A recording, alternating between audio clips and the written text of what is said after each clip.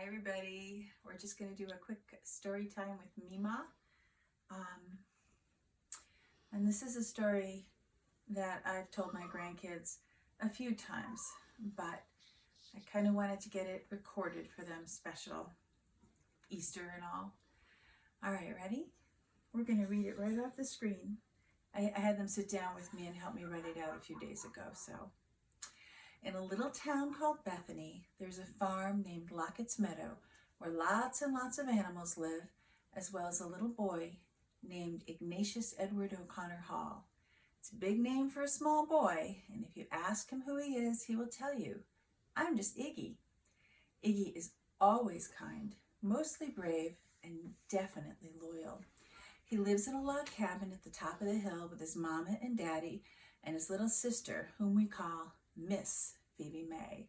Phoebe Mae is sometimes kind, always brave, and often very, very sassy. At the bottom of the hill lives their Meemaw and Peepaw in a small and very, very old white house surrounded by gardens and paddocks filled with contented farm animals.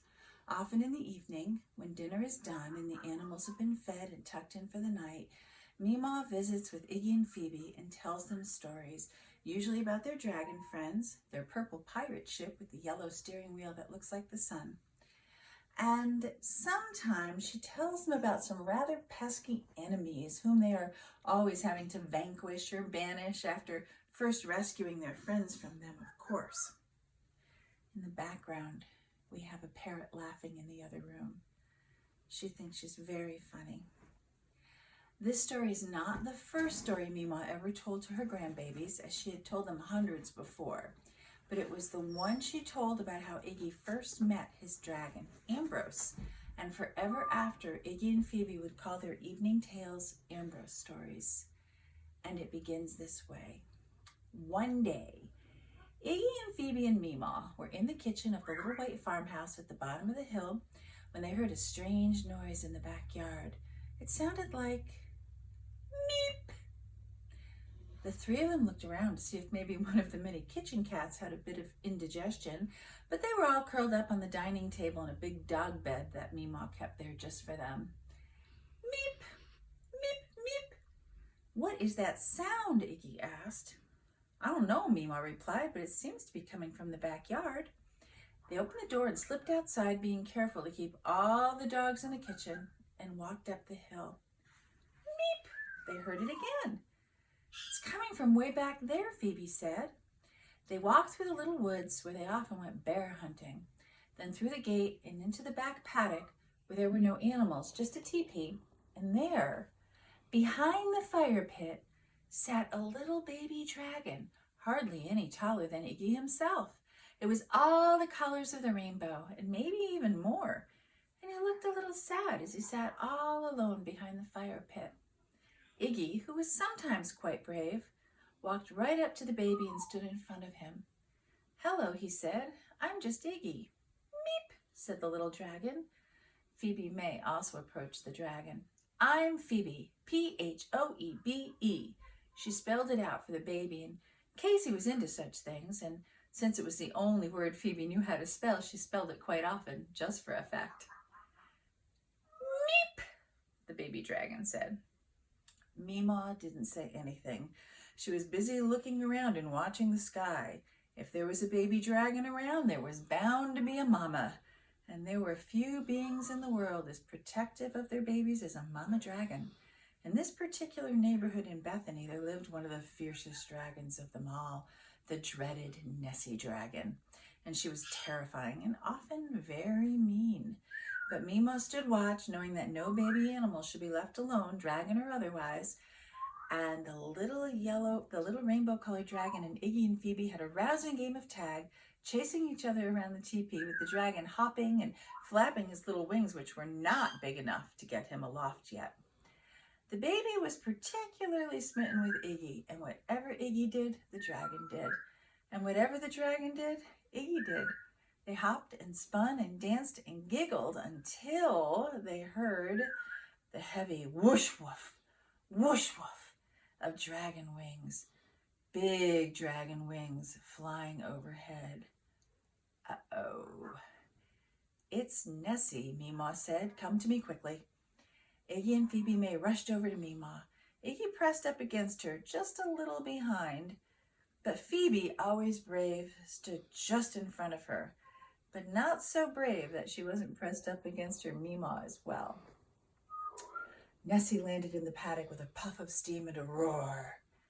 "What are you doing with my baby?" she growled and stretched her long green neck out so close to them they could feel the hot steam from her breath. "I've been looking all over for him."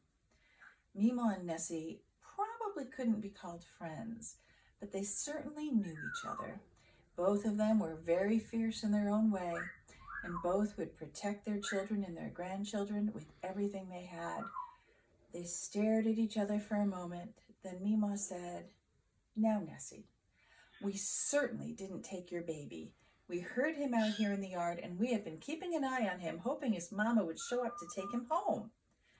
"We were just playing with him," said Phoebe, always brave. "What's his name?" "I call him Ambrose," said Nessie. "It means immortal because dragons live forever. Ambrose, you are coming home now. Dragons are not allowed to play with little children." Iggy gasped, and then he felt hot tears rush to his eyes. In just a short while, he and Ambrose had become so fond of each other. "That's not fair," Phoebe said, letting her sassy show. "Ambrose and Iggy love each other." Ambrose hopped over to Iggy and wrapped his tail around him, and Iggy wrapped his arms around the little dragon. Hot Iggy tears dripped onto Ambrose's forehead, and Ambrose dripped steaming hot tears into the dusty ground. Finally, Iggy said, "I just found out that I didn't know the only thing I ever really wanted was a dragon for my best friend, and now I know."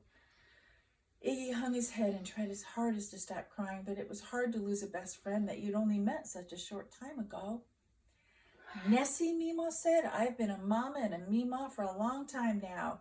You know that about me as well as I know that about you. You know I wouldn't let anything happen to a baby in my care. If I watch over Ambrose while they play, can he sometimes come and visit with Iggy and Phoebe Mae? They may be very different, but they are already great friends." "Humph," said Nessie. "It just isn't done." Ambrose began to cry loudly, and Iggy held him so tight because if it may be the very last time you see a friend, you always hold on super extra tight. The two of them were so sad, even Nessie's heart began to melt. "Oh, fine," she finally said, "but only if Meemaw is always there to watch." And Ambrose wrapped his beautiful tail around Iggy once more and said what were his very first words. "I love Iggy," Ambrose said. And Iggy said, "I love Ambrose." Those weren't Iggy's first words, but they were very good words. Nessie and Meemaw both smiled, which Meemaw did often and Nessie did seldom. And soon after, Nessie flew off with Ambrose perched on her back after promising they would return soon for a play date. That night, Phoebe was a little sad. She was happy that Iggy had made a new friend, who was a dragon because she loved her big brother very much, but still. She got out of bed and went to the window and stared at the moon. She made a wish that she could have a dragon of her very own. Then she went back to bed and quickly fell fast asleep. While she slept, she dreamed of a baby dragon that was all black and covered with silver sparkles. It was a good dream. The next morning, Meemaw came to get Iggy and Phoebe to bring to her house to have a bear hunt in the woods. After they brushed their teeth and combed their hair, put on their socks and shoes, they walked out the back door, and there, on the long porch, was a large cardboard box. There was a sticker on the side of the box. "Hey," Phoebe said, "Phoebe, that spells Phoebe." "Meep," said the box. "Meep, meep." Phoebe seldom took the time to worry about things being dangerous. She lifted the top of the box off, and out hopped a little black dragon, all covered in silver sparkles. "It's my dragon!" Phoebe shouted. "My dragon's here!" Oh, around her neck was a collar, and on that collar was a tag.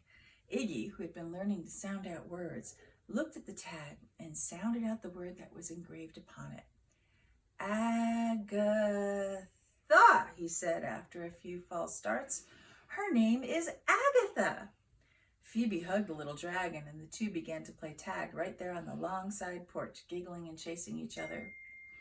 My dragon's here, Phoebe shouted as they played. Not long after, they heard the whoosh woof of dragon wings overhead. Uh-oh, Iggy said and pressed up against Meemaw. Nessie landed on the lawn rather lightly for an animal quite as large as she is. Ambrose, who was riding on her back, slid down to her tail, hopped off, and rushed over to Iggy. I see you found Agatha, Nessie said. I heard you wished for a dragon friend of your own, and I happen to know of one who is looking for a friend as well. If Agatha loves you, and if Meemaw promises to look after her when she visits, then I can bring her whenever I bring Ambrose. And with that, Agatha wrapped her sparkly black tail around Phoebe and said, I love Phoebe Mae. Well, said Nessie, I guess that's that. And it's good for Ambrose to have a dragon friend too. Meemaw, if you don't mind watching them, I will leave them in your care for a few hours. I don't mind at all, Meemaw replied. Off Nessie flew, and the happy children, along with their happy dragon friends, all headed down the hill with Meemaw to hunt for bears in the little wood behind the tiny old white house. There would be many, many adventures ahead of them, but few more fateful and important is that day when Iggy and Phoebe first met Ambrose and Agatha.